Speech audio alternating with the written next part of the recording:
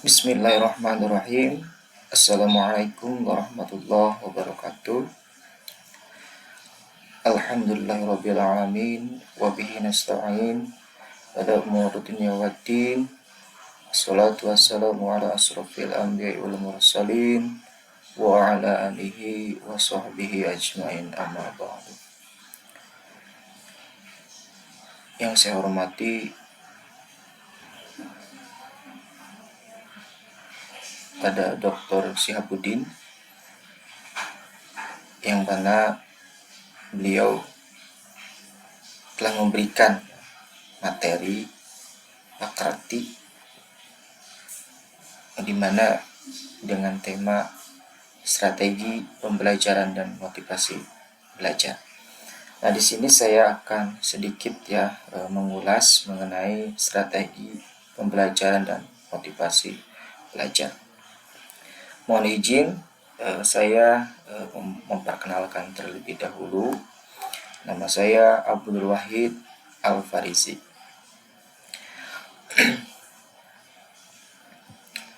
Nah, di sini ada tujuan umum dalam strategi pembelajaran. Nah, untuk poin pertamanya, memahami dan mengembangkan strategi pembelajaran. Nah, dalam poin pertama yaitu memahami. Memahami dalam arti memahami strategi pembelajaran. Untuk tenaga pendidik, kita harus bisa memahami strategi pembelajaran untuk diberikan terhadap mahasiswa itu seperti apa. Banyak teori-teori pembelajaran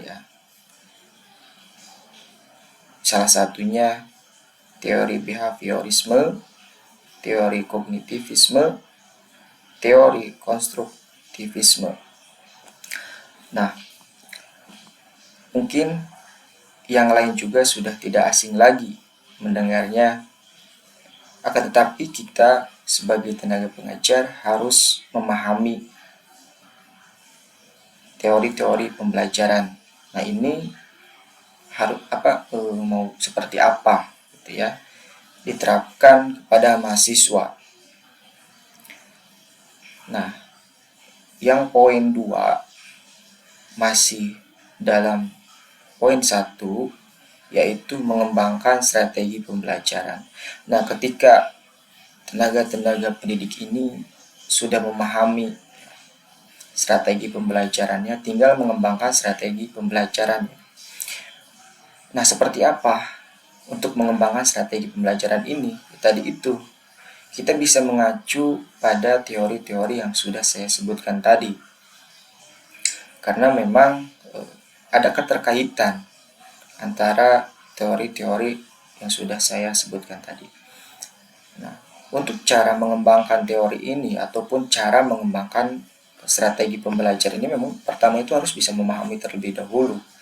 Kalau seandainya tidak memahami strategi apa yang mau diberikan kepada mahasiswa, mungkin tidak akan ada perubahan. Memang pertama itu kita harus memahami terlebih dahulu strategi apa nih mau diterapkan. Terus yang kedua, masih dalam tujuan umum strategi. Yang kedua itu motivasi diri dan mahasiswa untuk terus belajar. Nah, pertama kita harus memotivasi diri Kalau seandainya tidak diberikan motivasi, apalagi pada mahasiswa mungkin mahasiswa juga dalam pembelajaran, terutama dalam pembelajaran mungkin kurang menarik Nah, bagaimana caranya?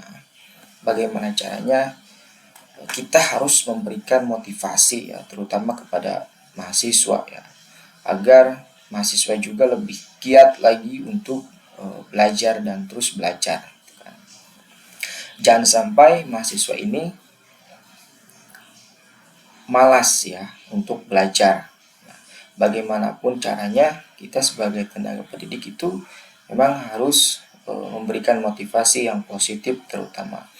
Nah, untuk strategi pembelajaran yang mau diterapkan kepada mahasiswa itu, kita harus mencari jalan alternatif ya. Jalan alternatif bagaimana caranya mahasiswa ini lebih menyukai ya, lebih menyukai kepada materi yang disampaikan. Jangan sampai mahasiswa ini malah jenuh gitu ya, ketika memang kita sebagai tenaga pendidik menyampaikan materi itu, akan tetapi mahasiswanya tidak memperhatikan gitu kan. Nah, kita memang harus bisa ya, bisa bagaimana mahasiswa ini harus menyenangi ya, menyenangi dalam arti mereka itu suka ya, suka dalam mata kuliah yang kita ampuh gitu. Agar apa? Agar mahasiswa juga lebih aktif ya, lebih aktif dan lebih memahami gitu.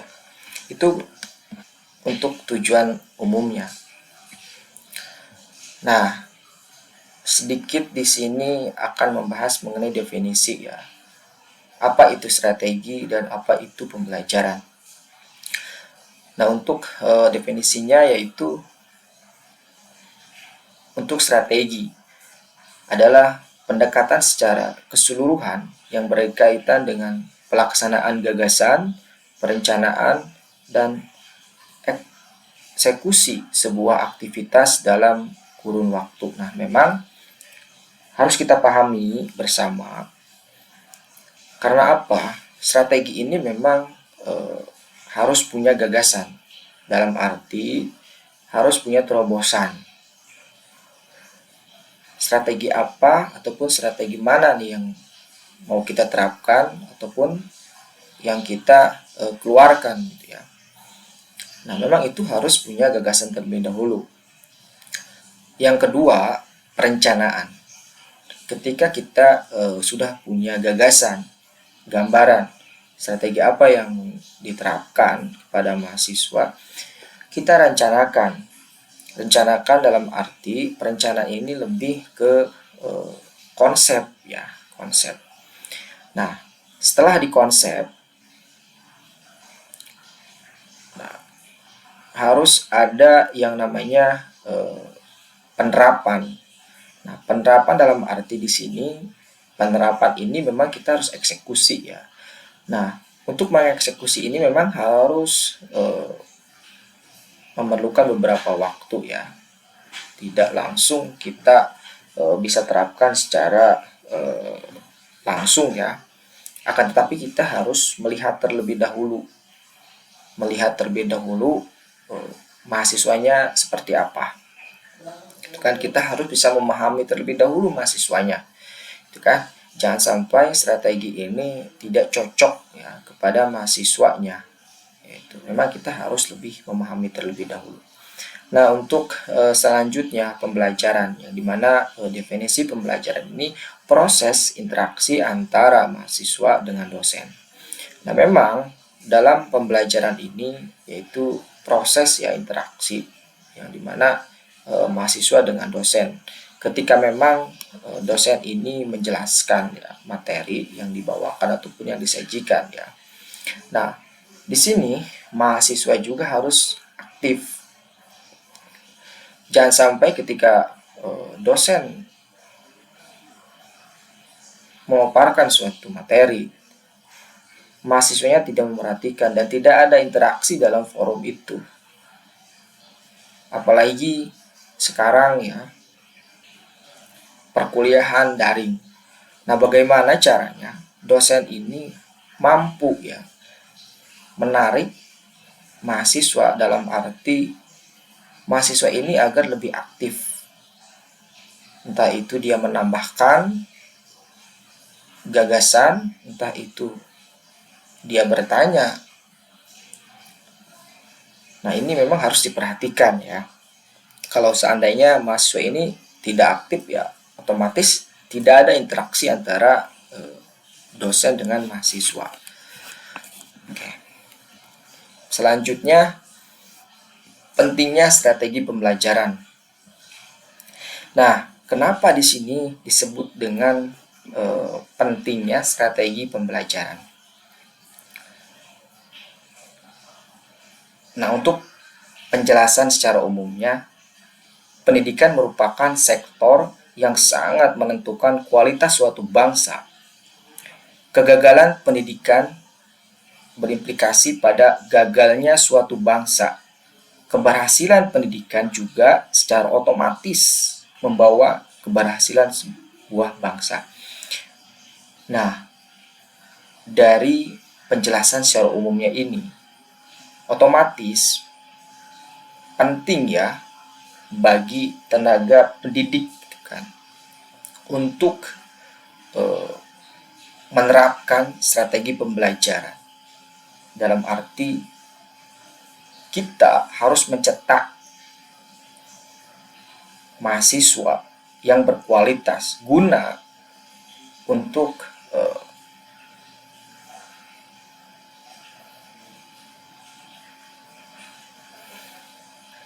untuk meningkatkan kualitas suatu bangsa. Dalam arti kalau seandainya mahasiswa yang kita cetak ataupun mahasiswa yang lulus tidak berkualitas, otomatis berarti tidak ada peringkat ya. Tidak ada kekuatan dalam suatu bangsa. Karena apa? Karena memerlukan sumber daya yang memang daya saingnya tinggi. Nah, oleh karena itu sangat penting ya strategi pembelajaran ini diperhatikan ataupun diterapkan oleh para pendidik ya.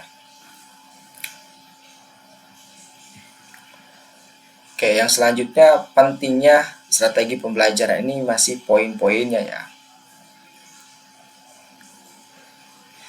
Nah, memberikan rumusan acuan kegiatan pembelajaran. Nah, mau seperti apa strategi pembelajaran ini diterapkan untuk mencetak SDM unggul. Nah, untuk selanjutnya mencapai tujuan pembelajaran. Nah, untuk mencapai tujuan pembelajaran ini mekanismenya seperti apa? Apa saja yang dibutuhkan guna pencapaian tujuan pembelajaran. Nah, ini juga memang harus diperhatikan. Tadi itu harus direncanakan ataupun diperhitungkan gitu ya. Jangan sampai ketika kita mengeluarkan strategi pembelajaran ini tidak direncanakan dengan matang. Selanjutnya, menarik minat belajar peserta didik. Nah, bagaimana caranya? Strategi pembelajaran ini ketika kita sajikan ataupun ketika kita terapkan ya kepada mahasiswa ini tertarik ya. Apapun itu mata kuliahnya, mereka itu tertarik kepada mata kuliah tersebut. Jangan sampai mahasiswa ini ketika memang disajikan mata kuliah statistik, mata kuliah matematik, mata kuliah fisika, ataupun sejenisnya, mahasiswa ini malah tidak fokus ataupun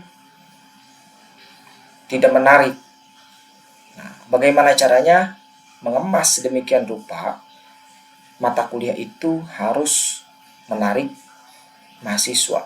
Dalam arti mahasiswa ini mampu ataupun fokus memperhatikan ketika memang pembelajaran ini berlangsung.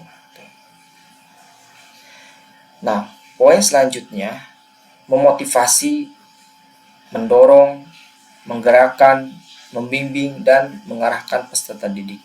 Nah, memotivasi, berikan motivasi hal-hal yang positif ketika memang mahasiswa ini kurang bagus dalam belajar. dan mendorong. Ketika sudah diberikan motivasi, mahasiswa ini memang harus didorong. Dorong dalam arti apa kendalanya, gitu ya, yang mengakibatkan dalam pembelajaran ini mahasiswa ini kurang. Gitu. Nah, setelah mendorong, digerakkan mahasiswa ini. Bukan jangan sampai kita hanya memberikan motivasi saja tanpa mendorong dan menggerakkan. Nah, ketika sudah bergerak, membimbing. Ketika sudah berjalan, mahasiswa ini bimbing. Jangan sampai mereka dilepas begitu saja. Karena apa? Karena mahasiswa ini perlu bimbingan. Gitu. Agar apa? Agar lebih baik. Gitu.